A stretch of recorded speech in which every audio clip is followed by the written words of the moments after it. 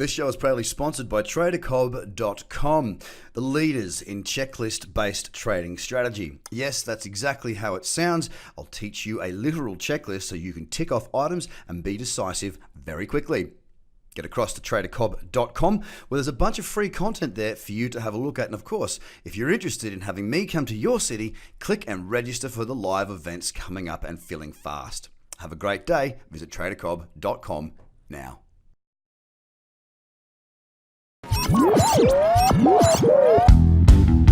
The Trader Cobb Crypto Show, talking business in blockchain.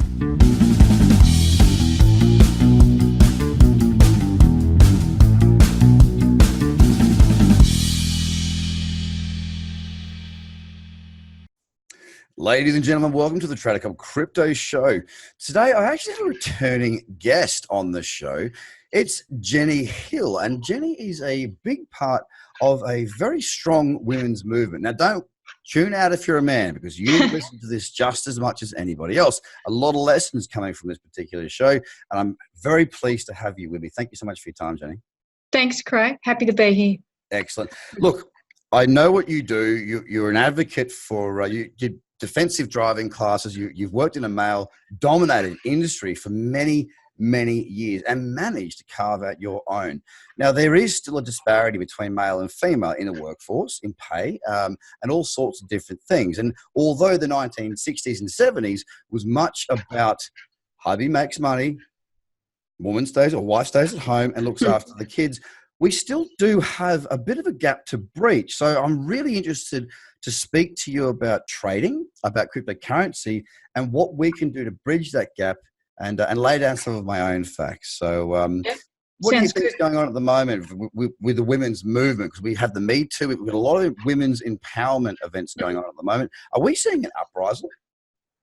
I don't know if I'd call it an uprising, but women are certainly gaining more confidence in themselves. You know, there's more in the workforce. Women are going back to work earlier, and there's just so much more in the media about what women are doing these days. So I think there's certainly been a shift in how things are going. And why do you think that is? Do you think it's because women in the 21st century have refound their voice, or do you think there's a push because, look, I'll speak from my experience. We have a lot. I think we're outnumbered in Tradercobb at the moment, women to men. It's just because they're filling the roles and they're the right people. Is it a combination of both? Yeah, it's definitely a combination of both. Women just, they see themselves reflected on the TV and in the movies more now, which they didn't used to. There's more women journalists. Yeah. There's more women journalists, so they see themselves reflected. The Parliament's still not 50-50, but it's being talked about. I think the Labor Party's 50-50, women and men now. So they just see themselves out there and they think, well, they're brought up to think that they can do anything. Well, that's fantastic. That's the way I'm raising my girls. And one thing I think, just to interrupt you, I think dads are much more into their girls now. You know, I think even myself, I remember I'm in my 50s. I remember my father telling me that a job or me going to university wasn't as important as it was for my brother. Wow. And I'm not that old. My mother had to leave work when she got married, not when she got pregnant, when she got married. So we're talking generational change. And even though it seems slow or too slow for a lot of us, it's actually faster than what you think in a lot of ways. It's good. Well, look, I completely agree with that. I mean, my mother was one of the first female draftswomen in Australia. I mean, trading floors and drafts floors, or whatever they're called, were, I mean, the way I picture it is, in the 90s, to be a woman on a trading floor was almost unheard of. I met one in London, and oh my God, she is a cyclone of a woman, fantastic human being, and she has got the go-ahead. But if you didn't have that, there was not the openings. And same with my mum, she's a cyclone of a woman, and she was in there doing the drafting, and that was a male. I mean, when you think of that, now you think of CAD, and to being a architect online and doing it all on computers. Back in those days, you were drawing it, and there'd be swathes of people drawing stuff up. Now, they were all men. Mum was one of the first, and I've seen that in my lifetime as well. But my main thing is right now, I suppose, is that women are getting a voice, but it's good. It's their own voice. It's not pushed by anything. We are seeing more female superheroes, more strong women in the space. We're also seeing the way, not just women, but the way that the yesteryear may have treated women, we're seeing that being absolutely frowned upon. And that is really, really positive. Is that helping to bring the confidence out? Because there's no difference between your anatomy. There's none. Okay, no. If you're talking about physicality, of course, there are some things that are different. But when it comes to brains, you've got a brain. That's it. There's no difference between a male and a female. And I'm going to hit with some facts of my own shortly. But do you think that women are feeling more empowered? Because I suppose the general public is behind them, much the same as the equality vote. There's still a backlash. So there's still a percentage of men who are not really happy about the way things are going. But I think you've seen like a tipping point of now you've got the majority who are like, well, okay, we're going to be equal with women. We're going to be equal with. Sorry, come here. Look, in Melbourne, for my global audience, you need to understand that Jurassic Park was filmed in the suburbs of Melbourne, and there is a velociraptor in Jennie's house right now. So please, the fact that she's still alive and her head's not been that's a really positive thing. Sorry about that. Got the wrong animal in the room at the moment who's actually seen a kangaroo out the window, believe it or not. That's what this is all about. So I've got him now. I just think they've reached a point where now it's like it's an unstoppable force, I think. And women, they're not going back. Trust me, we're not going back in the box. No, and look, I see that. I've got two young daughters, right? One is 7 in August and one has just turned 4. Now, my 7 in August has had nearly her first full year in school, right? Or she's halfway through her first full year in school. And I can recall, 3 months ago, she came back and I was watching the cricket. And I'm like, sit and watch the cricket with me. This was in summer, the Australian summer cricket. And I said, look, you can do this. She goes, no, boys play that. I said, no. That's not true at all. So I made a very concerted effort to watch the Women's World Cup football. To watch Women's World. More women's sport. I love surfing. Yeah, I mean, my favorite surfer in the entire world. Her name is Stephanie Gilmore. Now, me too. She's got the best style. She's the best, in my eyes, to watch. I'm not talking about scoring. I mean, she's a 7-time world champion, approaching her 8th. She's just got some style and flow. It's got nothing to do with what anatomy she has. It's just the fact that she's so brilliant at it. I'm trying to teach my daughters that, you know what, you can do anything that you want. And I find it, that moment when she said, girls don't play cricket, I'm like, why? Why not? Like, where did you get that from? Australia's got the best women's cricket team in the world at the moment. And we're hopefully, fingers crossed, about to have the best one as well. Yeah. But do you think, I mean, I don't think genes hold opinions or values. I think genes are just your makeup.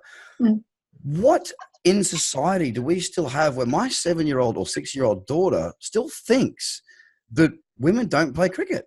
The messages she's getting from the media mostly, because we still get the sport, mostly the men's sport that we talk about. I mean, was it last night or the night before we had the world's #1 tennis player? But it wasn't played on the TV.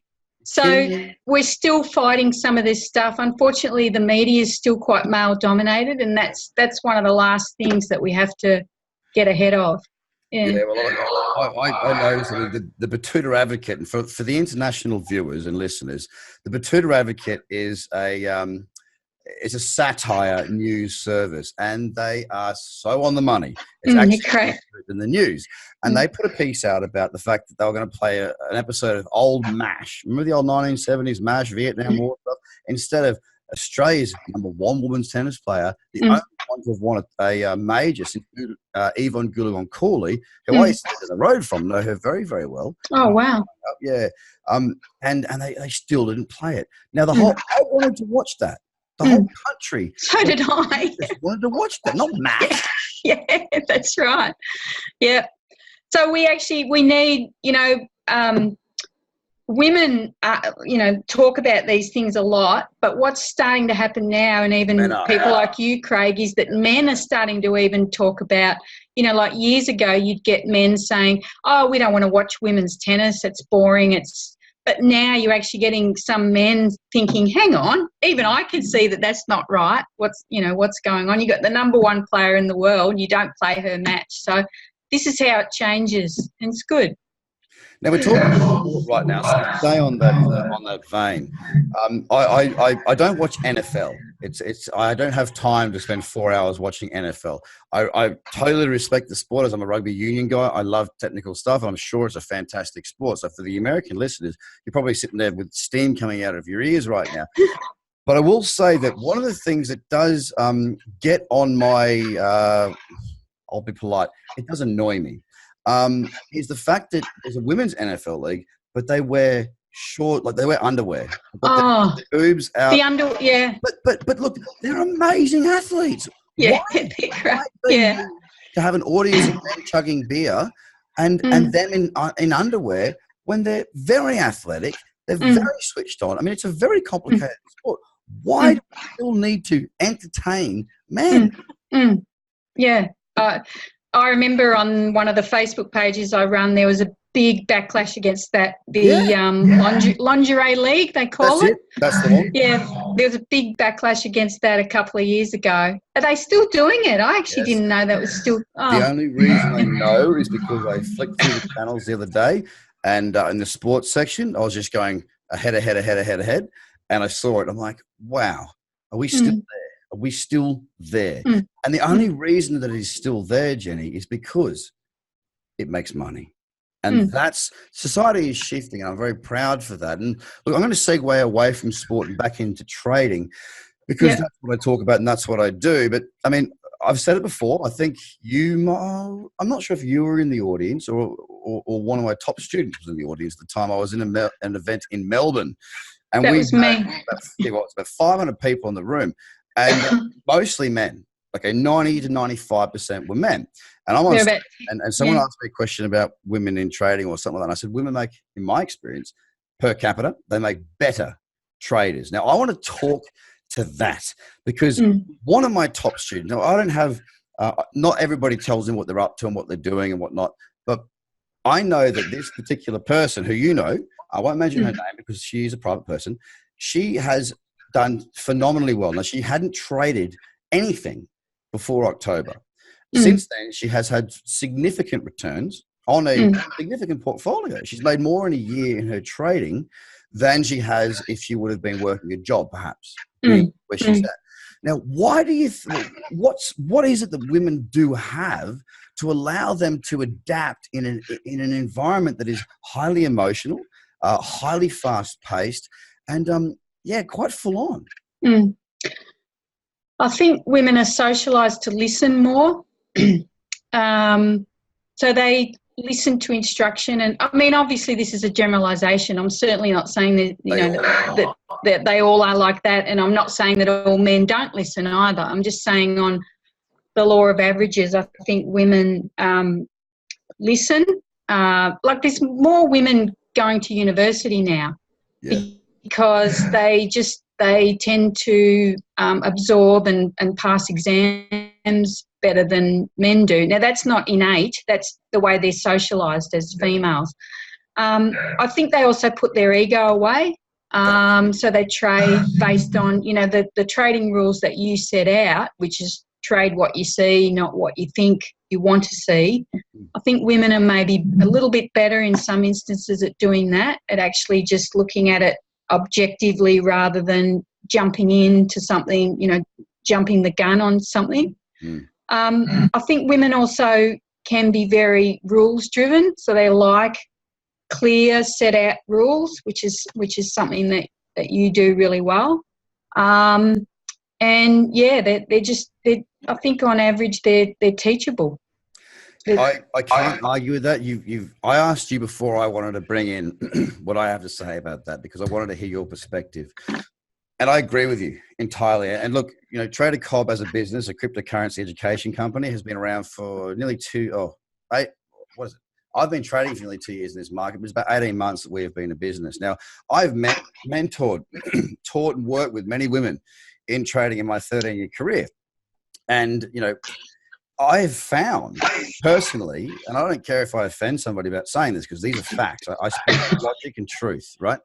I've found percentage-wise of the amount of women that I teach, which is significantly lower than men, let's be honest, right? And we hopefully can change that. They are better traders, and they become better traders. And I'm not talking about just returns, right? I'm talking about being centered in the moment. You've been through my content, Jenny, and you know that a lot of it is about your own head. It's about how to perfect being the best version of yourself you can be, so that when you make your decision, you're in a moment of clarity, not a moment of emotion, not a moment of frustration, not a moment of anger. And I've found that, especially through Tradercobb, my most recent venture, that it seems much easier for the women to accept when they're wrong. I mean, you think about it like this, right? If a man makes money, he'll tell you. If a man makes a loss, he won't.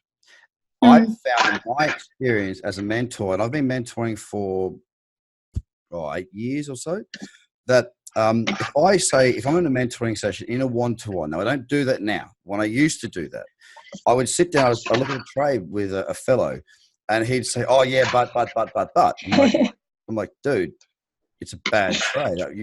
I'm the guy who's teaching you. I don't care what your buts are. You've got a set of rules. You're wrong. And the sooner you realize that you're wrong, the sooner you can take that step forward and realize there's a lesson learned. I've never had, hang on, let me just be very careful with what I say here. I'm trying to think of a time where a woman has been as confrontational and defensive about a mistake. And I'm sure there have been times, don't get me wrong, I'm not suggesting there haven't. It's just that it seems to be the first port of call. And I'll be honest, my apprentices right now, it doesn't happen. But it has this effect on people. And I did this too, where we don't want to talk about what's not right. And we want to talk about what is well. And I work with a guy, Lockie, who does a lot for men's mental health and about taking away the masculinity and realizing that we are humans. We don't have to be strong all the time. We don't have to be right all the time. And I've spoken to him about the mental health in men and women and what the differential is. Now, just as many women have mental health issues as men. It's just that men tend to, and the reason that the statistics of a certain thing is more successful for men, successful is the wrong word, and if you need any help, call Lifeline, please, or keep in contact with me. I'm happy to be there, is because men go through with it on a far higher degree than women. Now, I don't know how we read into that. I'm not sure there's anything to read into that, but there's certainly I think men in the millennial age are really crying out to be equal. Why do I have to carry all this stress? Why do I have to be so tough? Why do I have to talk about my conquests of women, drink this much, do this much, be in the A-grade team? I think the new generation of men are crying out for a little bit of slack to be cut to them. And I think that's where we're going to see massive change continue. It's toxic masculinity. Have you heard of that? That's the one I'm after. That was what I was looking for. It's toxic masculinity, where men are socialised from when they're little boys. Boys don't cry. Boys don't show emotions. I heard a story yesterday. A friend of mine who's also a writer wrote an article about her little boy, 3 years old, came home from kinder, and he'd been laughed at by the other boys for drinking strawberry milk because it was pink. Wow. So this is the kind of thing that starts happening. I've got my own experience of going to a shop, must have been about a year ago, and a woman was getting her little boy, probably about 4 or 5, to buy a backpack for school, and he picked the purple one with the sparkles.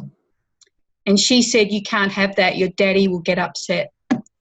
So this is where it's up to dads, I mean mums too, but it's up to dads, I think, to sort of take a deep breath if their little boy's wearing pink or sparkly things or whatever, and just say, leave him alone. He's probably not gay, although it doesn't even matter if he is. He is. Support. But, you know, people have got to lose this fear of men being ridiculed and laughed at and made fun of, and that then, as boys grow up, it trickles into everything they do. Even my own, I've got twin sons, and they, you know, they lose all their stuff, their phones and their wallets and stuff, and their father and I are always saying to them, why don't you just get like a bag, like a little computer bag or a backpack that you can carry things around in? And they won't, because they've been socialised that carrying any kind of a bag is girly. I mean, it's crazy. You know, the difference is, though, Jennie, is that when I grew up, I always played sport, swimming, beach volleyball, water polo, rugby, you know, surf club, bodyboarding, you name it. I did so many different sports. Now, of course, in that environment, you are brought up. I mean, I've always been very, very confident, which has caused a lot of problems within my mum and my relationship. But I've always been confident and I've always been strong. And I had a friend of mine who is one of my very good friends, like very, very good friends. He's one of the most successful guys that I know. And it was very obvious to me from a very young age that he wasn't. I'm a builder's son, playing rugby union, swimming competitively and being in the surf club. I am the enemy in his eyes.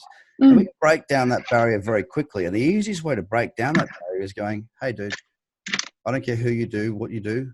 I love you. You're a good dude. I think that conversation is lacking in many different aspects of the male conversation. Now, not always. And it is changing. It's changing at a very rapid rate, which I'm very proud of. I'm very happy about. But there are still parts, especially if you're not near a city, it tends to be that the outer areas of our country, not just our country, but the entire world, everywhere, that it grows slower because there's a shame about being a certain type of person. Confidence. If you're a father, if you're a mother, if you're a grandfather, if you're anybody who's around children, the best present you can give them is not working 20 hours a day and not seeing them so they can go to a good school and give them wealth when they're older. It's giving your kid or the people around you confidence to make their own judgments and to trust their judgments and to make their own decision, because I truly believe that if people judge people for face value, we'll stop seeing this toxic masculinity. And what toxic masculinity fuels is the disassociation with the females, for men especially, and vice versa. If a man thinks that a woman is less than him, then that's not good. And if a woman feels like they're always going to be spoken to in a certain type of way and all boys are the same, then that also feeds back into it. It's a vicious cycle. And you know, I know you're doing a lot of good stuff to help both men and women out of that cycle. Where do people, for all the females out there that are listening, all the women out there that are listening, boys, girls, women, anybody, where can they tap into a resource such as yours to give them that additional bit of confidence, maybe find a mentor, speak with somebody, get that support that I think a lot of people are lacking and certainly need?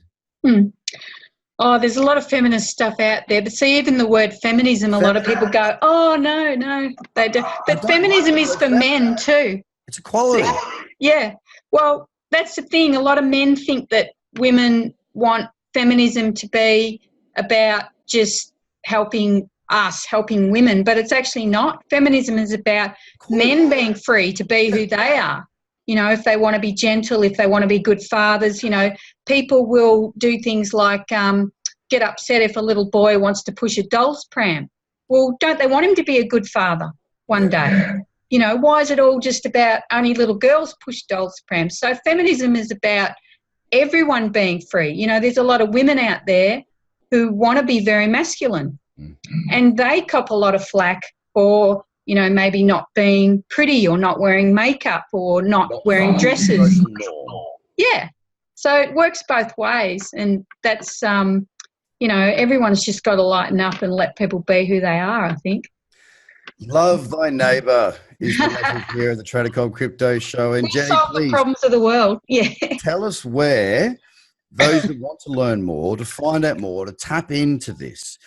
We all want to learn more. We all want to do better. Some don't. Many do. Now, the wonderful world of the internet is even if you are in an environment where it is maybe a bit toxic, maybe your parents, your friends don't tap into the same thought process of everybody is equal. How can people actually maybe just sneak away from that norm and connect with like-minded people? I know you've got some groups. Where can they find you? You could start with my my Facebook page is called Yellow Balloon. It's pretty easy to find. So I've got about 100,000 followers there. So yeah, we have a good time. I don't post on it every day, but every couple of days I post on different issues to do with women, but also, as I said, to do with little boys and men and things like that too. So, yeah, it's good fun. Jennie, as always, an absolute pleasure speaking with you. I look forward to seeing you at the event in Melbourne. I'll be there. Through that course. And look, I think it's just such an important topic. I covered the topic about men's mental health a couple of weeks ago. Of course, I have to back that up with speaking with you because you are in the same position, not just mental health, but the equality thing. And that's a theme that keeps on coming back to me time and time again. So I really appreciate the work that you're doing, and from myself and the entire team and the community. We love what you're doing. And ladies and gentlemen, if you need to find out more, it's Yellow Balloon on Facebook. That's where you'll find Jennie. She's also published all over in many different publications, newspapers, websites, everything. You will know this woman if you decide that you would like to. So thank you for your time. Thanks, Craig. Thanks a lot. Ladies and gentlemen, have a fantastic day. Bye for now. This show is proudly sponsored by Tradercobb.com, the leaders in checklist-based trading strategy. Yes, that's exactly how it sounds. I'll teach you a literal checklist so you can tick off items and be decisive very quickly. Get across to Tradercobb.com, where there's a bunch of free content there for you to have a look at. And of course, if you're interested in having me come to your city, click and register for the live events coming up and filling fast. Have a great day. Visit Tradercobb.com now.